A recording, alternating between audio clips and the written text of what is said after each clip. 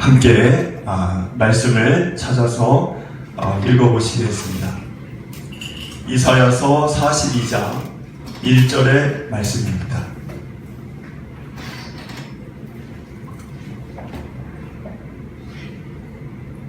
(42장) 1절 말씀을 같이 찾아보시겠습니다.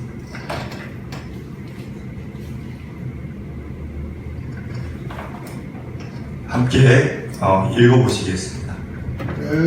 내가 붙드는 나의 종, 내 마음에 기뻐하는 자, 곧 내가 택한 사람을 보라. 내가 나의 영을 그에게 주었은즉 그가 이방의 정의를 베풀리라. 아멘. 고대, 지금은 그런 문화는 없지만 고대, 현대죠. 고대는 특히나 이제 고대 근동, 그러니까 이스라엘이 있는 그쪽 지역은 독특한 문화가 하나 있었습니다. 그것은 뭐냐면 각 나라별로 섬기는 신들이 다 달랐어요. 그러니까 나라가 하나의 신을 섬기는데, 그러니까 국교라고 해야 될까요? 그런데 이제 그 나라마다 섬기는 신이 다 달랐다는 거죠. 우리가 믿는 야훼 하나님을 믿는 이스라엘이 있었고, 가나안은 바알과 아세라를 믿었고, 모압은 그모스를 섬겼고, 암몬은 몰렉을 숭배했고, 바벨론은 무로닥을 숭배했고, 아수르는 아슈르라고 하는 신을 숭배했고, 애굽은 신이 너무 많죠. 푸샤, 오시리스, 호루스, 잡다한 신들이 많죠.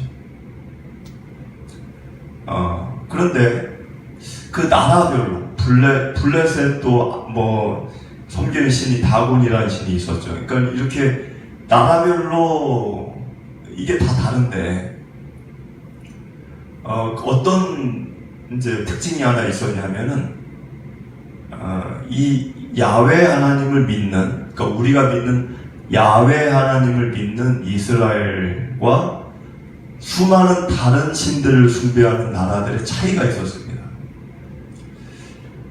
어떤 차이가 있냐면 이방의 신들, 그러니까 하나님이 아닌 다른 신들 같은 경우는 마치 인간처럼 연애를 하고, 신들이 연애를 하고, 신들이 결혼을 하고, 애를 낳고, 또는 자기들끼리 싸우기도 하고, 신들끼리. 그런 이야기로 기록이 되어져 있어요. 근데 야훼 하나님은 그런 게 없죠. 그런 식으로 묘사가 되거나 설명이 된 게 없습니다. 근데 왜 다른 그리스 신화도 마찬가지고, 로마 신화도 마찬가지고, 애굽의 신들, 모압, 암몬, 거기 블레셋, 바벨론, 아수르, 이런 나라 신들이 다 똑같아요. 마치 인간처럼 데이트, 연애도 하고, 결혼도 하고, 애도 낳고, 결혼했다가 헤어졌다가 다른 여신을 만나 또 사귀기도 하고, 이런 이야기예요. 마치 인간처럼. 하나님은 그런 묘사가 없죠. 절대. 근데 왜 이방의 종교들, 신들은 이렇게 되어져 있을까? 이 묘사가. 이유는 원래 있는 신들이 아닌데 인간들이 인간의 삶을 토대로 자작으로 만든 스토리로 이 신화를 만들었기 때문에 인간처럼 묘사가 되어 있는 거예요. 질투하고 다투고 뺏고 전쟁하고, 신들끼리 여신을 흠모하고 연애하고 결혼하고 애 낳고, 이렇게 되어 있는 거예요. 마치 인간들 사는 모습처럼 이렇게 묘사가 되어 있는 이유는 인간이 만드는 자작극 스토리이기 때문에 인간의 삶을 바탕으로 신들을 묘사를 했다는 거죠. 근데 하나님은 우리 인간이 만든 신이 아니기 때문에 전혀 그런 모습이 전혀 없습니다. 그리고 또 하나 특징이 뭐냐면 그때는 전쟁의 때예요. 그러니까 막 서로 틈만 나면 전쟁합니다. 틈만 나면 싸우고 전쟁하고 침략하고 뺏고, 그 참 불안한 때죠. 근데 이 나라가 저 나라를 이렇게 점령을 하면, 싸워서 이기면 어떤 생각을 했냐면, 그때 당시 사람들은 이긴 나라들은 우리나라 신이 저 나라 신을 정복했다 이렇게 생각했어요. 진 나라는 우리나라 신이 저 나라 신보다 약해서 우리나라 신이 우리를 못 지켜줬다 이렇게 생각을 했었어요. 그러다 보니까 이스라엘이 그런 고대 근동 지역에 있으니까 그런 영향을 받아가지고, 받으면 안 되는데 그런 영향을 받은 거예요. 받으니까 자신들이 바벨론의 포로로 끌려갔을 때, 70년 동안 포로 생활을 할 때 무슨 생각을 했냐면, 아, 우리 하나님은 바벨론의 무로닥 신보다 약한가 봐. 우리 하나님은 이방의 신보다 힘이 없나 봐, 힘이.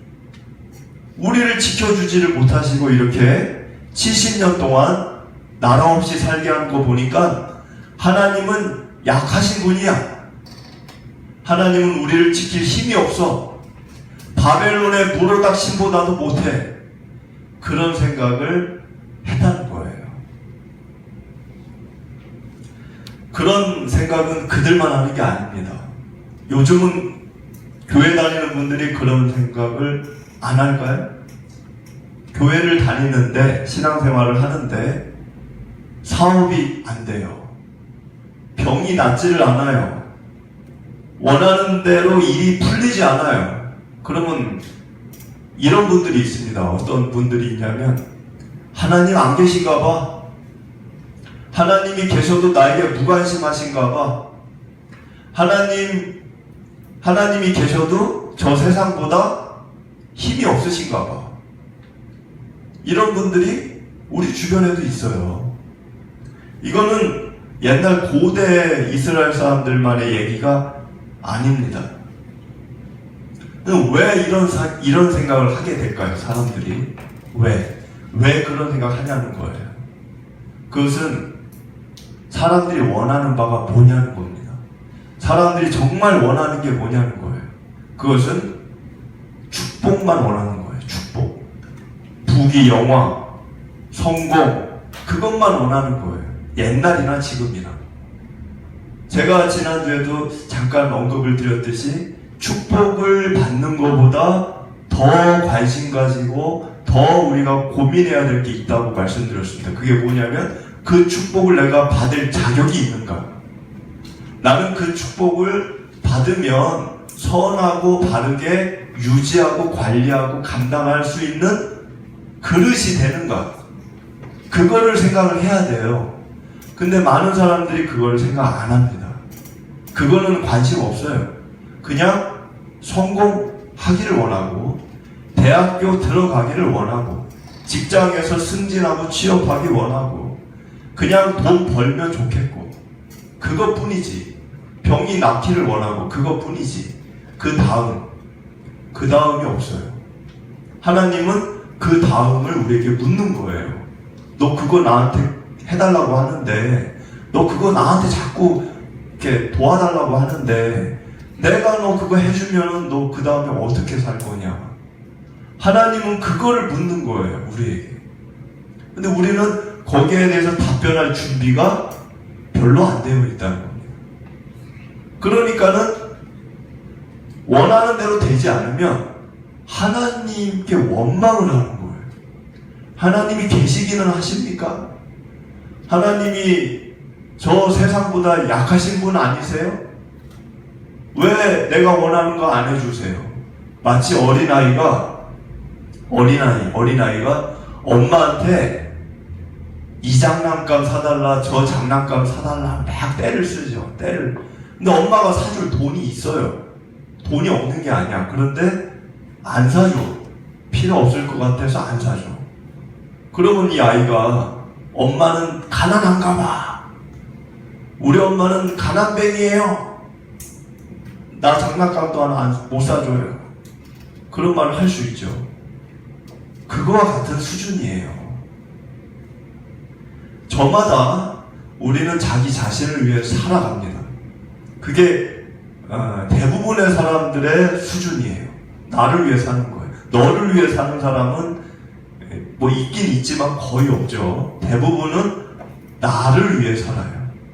그런데 문제는 뭐가 문제냐면 자기를 위하는 방법, 자기를 위해서 해야 될 일이 뭔지를 몰라요. 대부분의 사람들이 나를 위해 할 수 있는 게 뭐냐? 그것은 먹고 싶은 거 먹고, 하고 싶은 거 하고, 갖고 싶은 거 갖고, 그게 나를 위하는 거라고 생각을 합니다. 근데 그게 나를 위하는 것은 아니에요, 사실. 그거는 내가 갖고 싶고 하고 싶고 원하는 거지, 그게 나를 위한 거하고는 좀 다른 거죠. 사춘기 시절에 이 아이가 하고 싶은 게 있고 뭐 자기가 갖고 싶은 게 있을 수 있잖아요. 그럼 부모 입장에서 봤을 때 그게 그 아이를 위한 거가 아닌 경우가 있죠. 부모 입장에서 봤을 때는 그거는 너를 위한 게 아닌데 너는 그거를 하고 싶고 갖고 싶고 그것 때문에 밤잠을 못 자고 부모 입장에서는 안타까운 거죠. 근데 우리가 그런 삶을 살 때가 있습니다. 나를 위한 게 뭔지를 몰라요. 그냥 내가 하고 싶은 거를 하면 그게 나를 위하는 거라고 착각을 하는 것입니다. 그게 왜 그러냐? 그것은 나에 대해 무지하기 때문에 그렇습니다. 또 하나는 하나님이 누구신지를 모르기 때문에 그래요. 첫 번째는 내가 나를 모르고 두 번째는 내가 하나님을 모르기 때문에 그런 착각 속에서 사는 겁니다. 그런 우리들, 내가 나를 모르고 하나님을 모르고 그런 우리들에게 하나님이 너 자신을 알게 하기 위해, 우리 자신을 알게 하기 위해, 그리고 하나님을 알 수 있도록 대단히 큰 일을 한 가지 행하셨어요. 그게 뭐냐면 아들 되시는 예수 그리스도를 이 땅에 보내신 것입니다. 예수님을 그것 때문에 보내신 거예요. 하나님을 알게 하기 위해, 그리고 내가 나의 부지를 깨닫게 하기 위해. 그래서 1절을 보시면 그 부분에 대해서 기록이 되어져 있습니다. 우리 1절을 같이 읽어보시겠습니다. 1절. 내가 붙드는 나의 종, 내 마음에 기뻐하는 자, 곧 내가 택한 사람을 보라. 내가 나의 영을 그에게 주었은즉 그가 이방의 정의를 베풀리라. 자, 여러분들 여기 나의 종, 내가 붙드는 나의 종, 이거는 이사야가 아니에요. 이거는 어떤 선지자가 아닙니다. 여기서 얘기하는 종은 예수님을 얘기하는 거예요. 예수님. 그러니까 여기는 이사야에서 매우 유명한 종의 노래라고 하는 곳입니다. 이 42장이. 근데 이 종의 노래, 이 종이라고 하는 거는 예수님을 얘기하는데, 여기에 이 내용은 1절의 내용은 그거예요. 예수 그리스도를 너희에게 내가 보내주겠다는 거예요. 우리에게. 왜? 내가 나를 몰라. 하나님도 몰라. 그냥 어리석게 살아요. 그러니까 예수님을 보내주겠다는 거예요. 그래서 여기 보니까 1절에 뭐라고 써있죠? 내 마음에 기뻐하는 자. 그 얘기 뭡니까? 예수님은 하나님이 기뻐하는 분이에요. 매우 기뻐하는 아들입니다. 내가 택한 사람, 예수님을 정하신 거죠.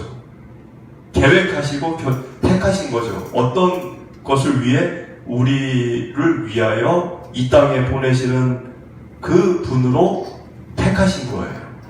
보라, 내가 나의 영을 그에게 주었은즉, 나의 영, 그러니까 하나님의 영을 예수님에게 줬다는 거예요. 하나님의 영을. 그 얘기는 뭐냐면 이 영이다. 이 영이라고 하는 거는 마음과 생각과 뜻과 관심사와 또 가치관, 이 성품, 이런 것들이 다 들어가 있어요.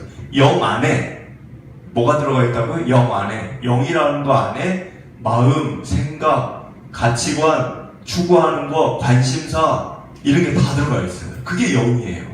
그러니까 하나님의 그 영을 예수님에게 주셨다는 것은 하나님과 예수님의 마음이 하나요. 하나님과 예수님의 생각과 관심사와 추구하는 것과 가치관이 하나라는 거예요. 하나. only one. 하나. 그 예수님을 이 땅에 주신 이유가 뭐예요? 그가 이방의 정의를 베풀리라. 이방은 세상 나라, 이 세상 전부를 얘기하는 거예요. 세상의 정의를 이루어내기 위해 예수님을 보내시기로 마음을 정하셨다. 그 얘기입니다. 자, 정의라고 하는 거는 여러분들 여기 지금 1절에 정의를 베풀리라 되어 있죠. 정의라고 하는 거는 전제될 게 있어요. 그게 뭐냐면 심판이 있어야 됩니다. 심판이 없으면 정의는 절대 이루어지지 않아요. 여러분들 우리나라에 사법 체계가 없다. 정의가 이루어집니까? 이루어질 수 없어요. 정의는 전제 조건이 뭐냐면 심판이 있어야 됩니다. 그러니까 예수님이 지금 1절에 세상 이방 나라의 정의를 베푼다는 것은 궁극적으로는 뭘 얘기하는 거냐면 예수님이 이 세상의 심판주라는 얘기예요. 방망이를 들고 있는 심판 재판장이라는 얘기입니다. 그러니까는 예수님은 심판자, 이 세상을 옳고 그르고 누가 됐든 아까 우리가 그 교동문에서 읽었죠? 모든 육체가 하나님 앞에 선다 그랬죠. 그 얘기는 이 세상에 있는 어떤 사람도 아무리 잘생기고 못생기고 돈이 많고 권력이 있고 어떤 사람도 하나님 앞에는 죽으면 다 서게 돼 있어요. 평등하게 서서 뭐합니까? 선과 악의 갈림길에 서는 거예요. 그 자리 중심에 예수님이 계시다는 겁니다. 심판장, 재판장, 예수님 그분이시라는 거예요. 근데 그러면 어마어마한 권력이 있잖아요. 여러분들 지금 저는 보면은 언론에 막 나오는 그런 누구를 정죄할 수 있는 권력을 쥔 사람들, 이 사람들이 얼마나 어깨에 힘이 들어가 있습니까? 어깨에 힘이 들어갈 수밖에 없죠. 자기가 권력을 갖고 있기 때문에. 근데 인간의 연약한 그 자리 하나 갖는 것도 어깨에 힘이 들어가고 목에 힘이 들어가는데 모든 인류를 심판할 수 있는 심판자라면 얼마나 큰 권력입니까? 그런데 어깨에 힘을 주거나 목소리에 힘을 주지 않아요. 누가? 예수님이. 자기가 그 어마어마한 권력을 갖고 있는데도. 그게 2절에 써 있어요. 우리 2절을 읽어보겠습니다. 그는 외치지 아니하며 목소리를 높이지 아니하며 그 소리를 거리에 들리게 하지 아니하며. 지금 여기 있는 2절의 말씀이 무슨 얘기일까요? 2절의 이야기는 그 어마어마한 권력을 하늘로부터 부여받은 예수님이 이 땅에 오셔서 자기 목소리에 힘을 주지 않았다는 거예요. 그는 외치지 아니하며 예수님이 뺨을 맞고 자기를 조롱하고 자기에게 침을 뱉고 하는 자들에게 아무 대꾸 안 했습니다. 목소리를 높이지 아니하며 목소리 높이지 않았어요. 화를 내지 않았어요. 성난 사람처럼 목소리를 높이면서 말하지 않았어요. 자기를 때리고 욕하고 해도. 그 소리를 거리에 들리게 하지 아니하며 예수님이 자신이 얼마든지 잘난 척하고 자기 힘을 발휘하고 예수님은 죽은 자도 살렸고 파도를 꾸짖었고 태풍을 잔잔케 했고 귀머거리를 듣게 했고 어마어마한 능력이 있는데도 그런 능력이 파워가 있고 힘이 있는데도 십자가의 길을 갈 때는 아무런 대꾸도 안 했고 누가 자기에게 침을 뱉어도 거기에 화를 내지 않았고 누가 창으로 자기 옆구리를 찔러도 나를 왜 찌르냐고 비명도 지르지 않았어요. 누구를 위해서 그랬냐는 거예요. 누구를. 1절에 있는 거죠. 세상의 정의를 이루어내기 위해. 그러니까 어떤 일이 벌어집니까? 예수님이 그 어마어마한 권력을 자기를 위해서 사용하지 않고 절제하고 목소리에 힘을 주지 않고 막 이러니까 어떤 일이 벌어졌어요? 그게 3절에 써 있어요. 어떤 일이 벌어졌는지 3절을 같이 읽어보겠습니다. 상한 갈대를 꺾지 아니하며 꺼져가는 등불을 끄지 아니하고 진실로 정의를 시행할 것이며. 예수님이 그렇게 했기 때문에 상한 갈대가 꺾이지 않은 거고, 저와 여러분을 얘기하는 거예요. 상한 갈대. 여러분들 이 상한 갈대가 왜 저와 여러분이냐면, 갈대라고 하는 거는, 여러분들 갈대 아시죠? 갈대는 바람이 부는 대로 왔다 갔다 해요. 어제 바람 많이 불었죠? 갈대는 힘이 없는 식물이에요. 바람이 부는 대로 왔다 갔다 왔다 갔다. 우리 인생이 그와 같습니다. 인생이 줏대가 없어요. 줏대가. 근데 이 갈대가 상했어요. 그냥 온전한 것도 아니야. 상해버렸어. 썩었어. 그런 존재가 바로 우리 인간이에요. 저와 여러분이에요. 상한 갈대, 죄악으로 썩었어요. 뿌리가 썩었고 줄기가 썩었고, 이미 뽑아서 던져버려도 그것은 마땅한 형상을 갖고 있는 게 우리의 상황입니다. 우리는 지금 죽어도 할 말이 없어요. 하나님 앞에. 그런데 그런 상한 갈대를 뽑지 않고 어떻게 해서든지 이거를 살리려고, 어떻게 해서든지 이것을 생명을 유지시키기 위해 하나님이 예수님을, 그 어마어마한 힘을 갖고 있는 예수님이 사람들에게 조롱을 당하고 침뱉음을 당하고 개처럼 질질 끌려다니고 뺨을 맞고 옷을 벗김당하고 욕을 당하고 그런 일을 하셨다는 것입니다. 그리고 꺼져가는 등불을 끄지 않는다. 꺼져가는 등불이 뭡니까? 여러분들, 등불은 언제 꺼지죠? 지금은 등불 안 쓰죠. 근데 등불이 언제 꺼져요? 기름이 없어지면 꺼져요. 기름이 다 소모되면. 그 얘기는 뭐죠? 인생을 얘기하는 거예요. 우리 인생은 언젠가는 생명이 끝납니다. 언젠가는 꺼져요. 나이 들면 안 죽을 사람이 누가 있어요? 기름이 다 소모돼요. 누구나 꺼집니다. 그 시점이 와요. 이 꺼져가는 등불이라고 하는 거는 유한하고 연약하고 한정된 나그네와 같은 인생을 사는 우리들을 얘기하는 거예요. 저와 여러분을. 얼마나 하나님이 볼 때 하찮은 존재입니까? 하나님은 영원히 사시는 분이에요. 근데 그 100년 어간 겨우 사는 우리들을 볼 때 얼마나 하나님 볼 때 연약하고 하찮아요. 그런데 그런 우리들이라도 등불을 끄지 않으신다는 분입니다. 그러니까 우리에게 영생을 주셨죠. 4절을 보니까 4절 여기서 그는, 이 그는은 누굴까요? 그는 4절, 그는 여기 예수님을 얘기하는 거예요. 예수님. 그는 쇠하지 아니하며 낙담하지 아니하고 세상에 정의를 세우기에 이르리니 섬들이 그 교훈을 앙망하리라. 이 섬이라고 하는 거는 지난번에도 제가 얘기했듯이 제주도, 울릉도 섬을 얘기하는 게 아닙니다.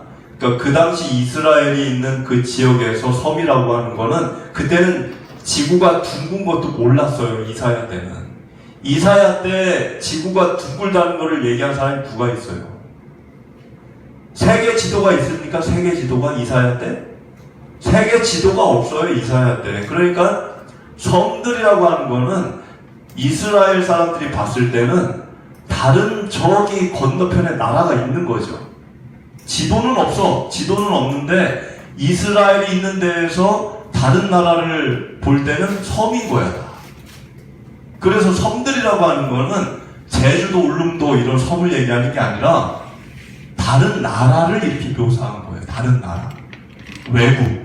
그러니까는 지금 섬들이 그 교훈을 앙망한다는 거는 세상 모든 나라가 예수님의 교훈을 쫓게 될 것이라는 얘기예요. 그러니까 저와 여러분들이 조선 사람, 한국 사람인데 지금 이 시간에 이사야 글을 앙망하면서 나누지 않습니까? 그러니까 이 사절은 이미 실현이 된 거예요.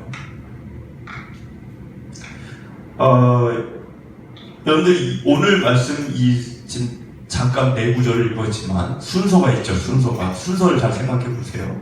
1절이 처음 순서죠. 1절에 그 내용이 뭡니까? 1절은 예수님이 하나님으로부터 영을 받았다는 거예요. 영을 하나님께 받았어요. 그럼 그 받은 영을 어떻게 사용했습니까? 목에 힘을 줬어요? 자기 힘을 과시했어요? 잘난 체 했습니까? 사람들에게 봐라, 나 너희들보다 힘이 있다, 이렇게 과시하고 의시되고 그러셨어요? 아까 2절에 읽었죠? 소리를 높이지 않고 힘을 자랑하지 않았어요. 겸허하게 그거를 절제하셨어요. 세상 사람들 재판장처럼 방망이 들고 막 휘두르고 목에 힘주고 어깨에 힘주고 그러지 않았다는 거예요. 그러면서 이루어낸 게 뭐예요? 3절에 상한 갈 때 꺼져가는 등불을 지키셨어요. 저와 여러분들 지키셨어요. 이게 순서라는 거예요. 이게 순서입니다. 하나님께 뭔가를 받았고 그거를 절제했고 그거를 자랑하거나 과시하지 않았고 그래서 상한 갈 때 꺼져가는 등불을 지켰다. 이게 순서예요. 그럼 우리를 생각해 볼게요. 대부분의 우리나라 그러니까 크리스찬들의 실수가 뭘까요? 믿는 크리스찬들 하나님께 뭘 달라고 합니다. 그게 돈이 됐든 건강이 됐든 권력이 됐든 성공이 됐든 하나님께 달라고 해요. 하나님께 받습니다. 1절처럼 하나님께 받아요. 그 받은 걸 갖고 어떻게 합니까? 절제합니까? 겸손히 사용하십니까? 2절에 예수님처럼 목소리를 높이지 않을까요? 그거를 받으면 어깨에 힘이 들어가요. 나 돈이 있다, 나 권력이 있다, 내 땅이 있다, 내 사회에서 나 이런 자리 갖고 있다. 목에 힘이 들어가요. 어깨에 힘이 들어가요. 그리고 자기보다 없는 사람을 무시해요. 잘난 체해요. 어디 가서 나 이 사람이야 명함 돌려요. 그럴 때마다 얼굴에 막 힘이 들어가요. 자기보다 연약한 사람을 아주 하찮은 눈빛으로 쳐다봐요. 예수님하고 정반대로 가는 거예요. 그래서 3절에 꺼져가는 등불 상한 갈 때를 지킵니까? 못 지켜요. 있는 것조차 다 뽑아버려요. 다른 사람을 짓밟고 자리에 올라갑니다. 그리고 그걸 축복이라고 얘기해요. 여러분 이게 축복입니까? 세상의 정의가 그렇게 이루어지나요? 예수님이 지금 정의를 구현했다, 세상에 그걸 베풀었다. 예수님이 정의를 세상에 베푼 거하고 역으로 하면서 세상의 정의를 어떻게 행할 수 있습니까? 모든 것들을 망가뜨리는 거예요.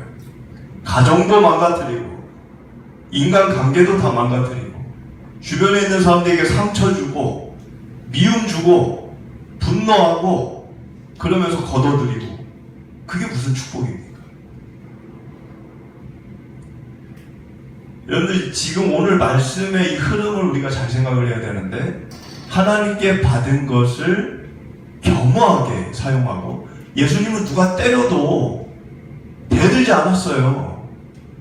아니 죽은 자도 살리는 능력이 있는 분이 산 사람을 못 죽입니까? 예수님이 그런 능력이 없어서 가만히 계신 거예요? 힘이 없어서? 십자가까지 골고다 언덕까지 끌고 갈 때 수많은 사람들이 욕하고 돌 던지고 침 뱉고 할 때 예수님이 힘이 없어서 끌려간 거냐는 거예요. 예수님 한마디면 거기 있는 사람들 다 죽어요. 근데 왜 그렇게 하셨죠? 상한 갈 때 꺼져가는 등불을 지키시기 위해, 저와 여러분들 지키시기 위해. 우리는 그런 마음의 준비가 되어 있냐는 것입니다. 우리는 정말 보잘것없는 완장 하나, 지위 하나, 정말 보잘것없는 작은 성공 하나 거두어도 어떻게 합니까? 사람들 모인 데서 그거를 자랑하지 못해서 입이 근질근질거리죠.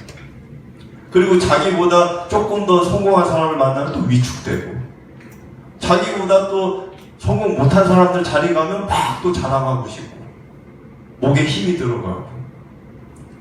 그래가지고는 우리가 상한 갈 때나 꺼져가는 등불 지킬 수 없어요.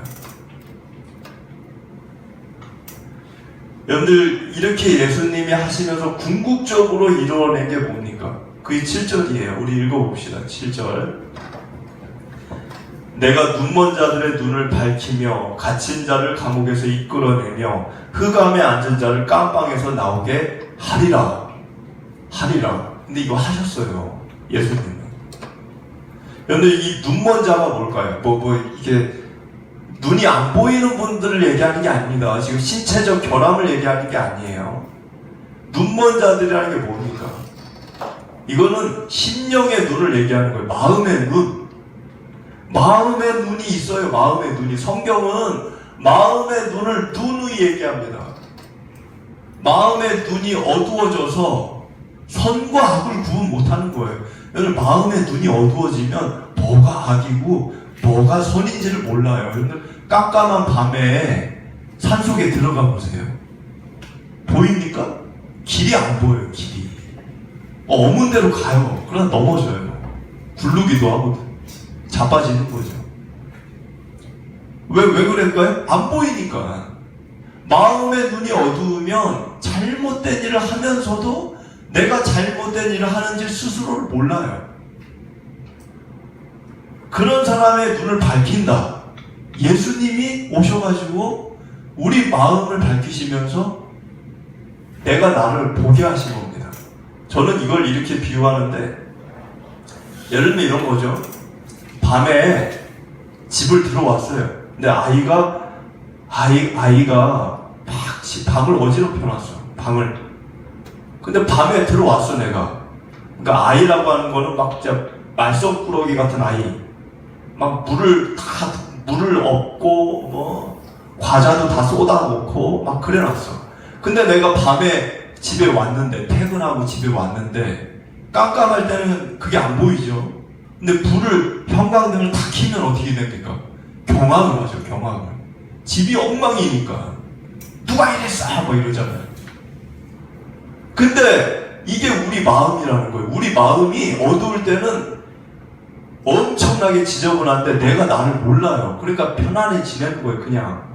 그런데 예수님을 알고 나면 내 마음에 형광등 불이 탁 켜지는 겁니다. 그러면은 순간 어떤 반응을 하게 되냐면 내가 나를 보고 깜짝 놀래요. 내가 나를 보고. 내가 이렇게 지저분한 사람이었구나. 내가 이렇게 죄인이구나. 막 눈물도 나고 가슴도 아프고 내가 어떻게 이렇게 살았지? 막 이런 한탄도 나오고. 그게 어거스틴의 고백록이에요. 어거스틴은 그걸 경험한 사람이 책까지 썼기 때문에. 그러니까 그 일을 예수님이 우리에게 이루신다는 거예요. 그리고 갇힌 자를 감옥에서 이끌어낸다. 이 갇힌 자는 교도소에 있는 갇힌 자를 얘기하는 게 아니라 마음이 무엇인가에 갇혀있는 사람. 그러니까 고통이 될 수도 있고 고난이 될 수도 있고, 그래서 그 어려운 일들 때문에 내일이라는 게 없어. 그냥 오늘밖에 몰라. 오늘 얼마나 여러분들 그것이 갇혀있는 삶입니까? 내일이 없어요. 하루살이 같이 지하 감옥에 갇혀있는 것처럼 한 줄기 빛도 없고 냄새나고 악취나고 그런 칙칙한 감옥에 있는 것처럼 마음이 갇혀있는 거예요. 토굴에, 으스스한 토굴 속에 있는 것처럼. 그런 마음에서 아주 신선한 공기가 싹 들어오면서 그 빛이 동굴 속까지 싹 비쳐 들어오면서 찬란한 이 아침의 일출을 보게 하시는 그 우리 마음에, 제가 동굴을 얘기하는 게 아니라 우리 마음에 그러한 일을 이루시는 게 예수님이 우리에게 하시는 일이라는 거예요. 그리고 흑암에 앉은 자를 깜빵에서 나오게 아니라, 흑암에 앉았다는 거는 너무 그 생활을 오래 한 나머지 그 자리에 그냥 털썩 주저앉아 있어요. 일어날 의지도 없고 마음도 없어요. 누가 야 나가자 그래도 됐다. 나는 그냥 여기 앉아 있으란다. 난 여기가 좋다. 너 혼자 나가라. 그런 자포자기한 상태를 얘기하는 거예요. 그런 흑암에 앉아 있는 자를 끄집어서 밖으로 데리고 나가는 분이 예수님이시라는 거예요. 그 일 때문에 예수님은 자신의 힘을 막 휘두르지 않은 겁니다. 예수님이라고 맞을 때 안 아프고 누가 자기 조롱하면 기분 안 나쁘시겠어요? 여러분들, 우리가 세상의 정의를 이룬다는 거는 이런 방식으로 할 때 이루어지는 거지, 나를 드러내고 자랑하고 높이고 스스로 높이고 나를 봐라 이러고 그런 방식으로 하나님께 힘을 달라고 뭘 달라고 요구하고, 그거는 축복이 될 수 없습니다. 우리가 그런 일을 할 때 이 10절, 오늘 말씀 10절처럼 하나님께 찬송을 드리는 거예요. 하나님께 찬송을. 찬송은 아무나 드리는 게 아니에요. 뭐 인생은 막 살면서, 인생은 자기 멋대로 살면서 교회 와가지고 목소리에 힘만 주고 찬송하는 게 찬송이 아닙니다. 하나님은 그런 찬송 안 들으세요. 찬송은 자격이 있어야 돼요. 부를 준비된 삶이 있어야 되는 겁니다.